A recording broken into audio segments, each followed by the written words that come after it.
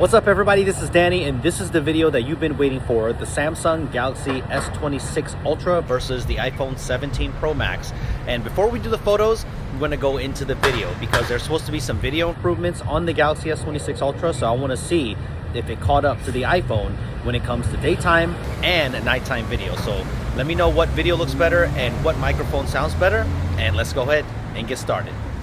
As soon as I took this phone out of the box, I couldn't wait to start testing it, and I think every year I want to see how it stacks up against the latest iPhone because I think that's what people want to see before they make a buying decision. Don't worry, a Galaxy S25 Ultra versus S26 Ultra will be in the works, but first let's see how video looks like on the new Samsung Galaxy flagship. Looking at just general detail with 4K video, they both look great. You might notice that the iPhone 17 Pro Max leans towards the warmer side, where Samsung leans in favor of the colder side, so this is going to be personal preference. During the day, I think this is the closest that we've seen when it comes to video output, so I think a lot of people will be happy with where Samsung is going with video. The contrast does go back and forth, but I think the iPhone 17 Pro Max still has slightly clearer video, but again, it's very close. When you zoom into the flag, you will notice that the S26 Ultra does have more noise in the video during the day, but this is hard to see unless you pixel peep, which most people won't do. You do have a choice of 8K video on the S26 Ultra, so let's see how it compares with the iPhone. Looking at it just like this, it's really hard to tell the difference, but punch in hard and it's almost unreal how the iPhone keeps up with its 4K video, and even though there's something going on with the color of the bricks here, there is more detail preserved on the S26 Ultra. There's a new option for 8K video this year with the Advanced Professional Video Codec, and this is near lossless 8K video, but my editor doesn't support this yet, so I'll find a way to compare the regular and AP video side by side very soon, so stay tuned. I did notice that 8K video looks less processed this year, so it looks a bit softer, but I like that personally so it doesn't look over sharpened. 4K 60 frames per second looks great on both of the phones, and this is playing back in 4K 30 frames per second, so that's why it looks like slow motion. I just wanted to test this to see which video was the smoothest. They both shoot 4K 120 frames per second, but you do need to use Pro mode on the S26 Ultra to get it, but they both look really great, so this is the best way to shoot high quality slow motion. The 5x telephoto and main sensors get brighter lenses this year on the S26 Ultra, so I wanted to test out the zoom capabilities. The 3x telephoto remains the same, so no real differences there, but what I was interested in is to see how the faster 5x lens does versus the iPhone's 4x zoom, and this is really close, and I would say that the S26 Ultra looks slightly better here, but they are way too close for comfort. I did another one from my hotel room window, and you can see again the general video looks slightly clearer on the iPhone. As I was moving through the zoom ranges, I'm still seeing the iPhone remaining clearer throughout the range, so let me know if you see it differently. As the zoom goes to the maximum zoom of 24 times on the iPhone and 25 times on the Galaxy,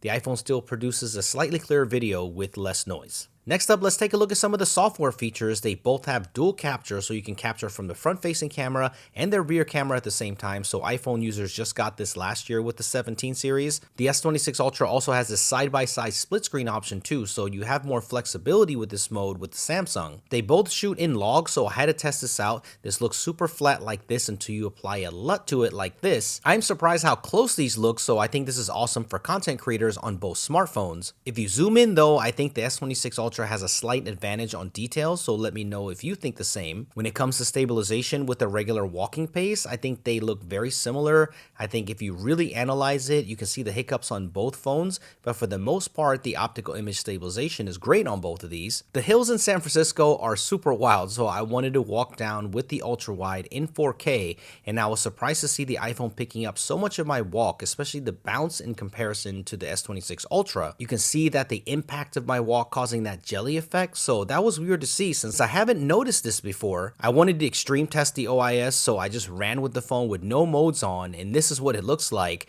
And the Galaxy S26 Ultra does look a little better here, but they both look pretty bad as expected. But I turned on super steady mode to see how it compares with the action mode on the iPhone 17 Pro Max, and surprisingly the iPhone did much better, and I'm pretty sure that this is a bug on the S26 Ultra since it just released and it didn't do this on the S25 Ultra, but I was curious to test another mode which you really have to see. Besides the regular super steady mode, the Galaxy S26 Ultra this year has super steady with horizon lock. So check this out. If you have like really shaky hands or whatever, this is going to change the game. So watch, I'm gonna just record and then I'm gonna twist it, move it. I can even do it 360. It's going to keep that horizon completely steady. And watch, I'm gonna play this back for you. Look at that.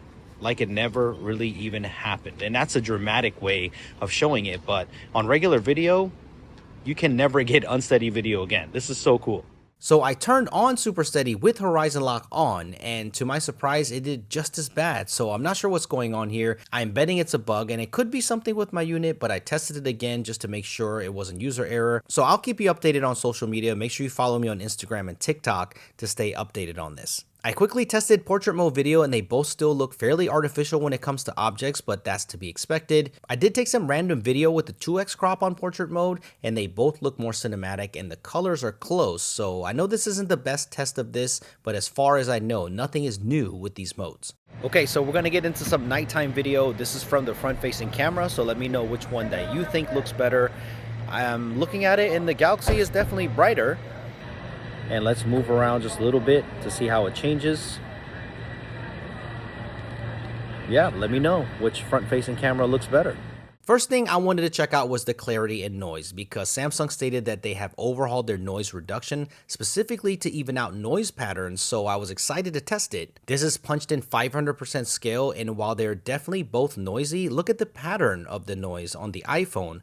I was really surprised to see how blotchy it is actually with constant movement, where the S26 Ultra is more uniform. I wanted to test out the ultra wide as well to see if noise changes here at all, since they are smaller sensors, but the noise itself has the same processing, so even though there's more noise on the S26 Ultra than the main sensor, it still has a more uniform noise pattern. So the Snapdragon 8 Elite Gen 5 for Galaxy ISP is really doing some heavy lifting here. This is a better mixed light scenario and the iPhone's video is less noisy in the center of the frame, but when you punch into the sky, you can see the banding on the iPhone sky. It's really interesting how different these two are. I like this scene because it has more interesting light sources. You can see the iPhone definitely creates a brighter video, so if you like that, then you're going to heavily lean towards the iPhone. But the Galaxy S26 Ultra is more true to life in this scenario with the darker sky. The black area here is exactly what it looked like, and also the highlights are controlled better here at the sign and the building itself. The light reflections really do hurt the iPhone video at night with bright light sources like this. You can see that persona sign flipped with the reflection just moving with the video. So I hope this gets fixed eventually in future iPhones. And to be real, all smartphones have these light reflections, but they're just nowhere near as bad. This is an example of walking stabilization, and they both have their moments of corrections.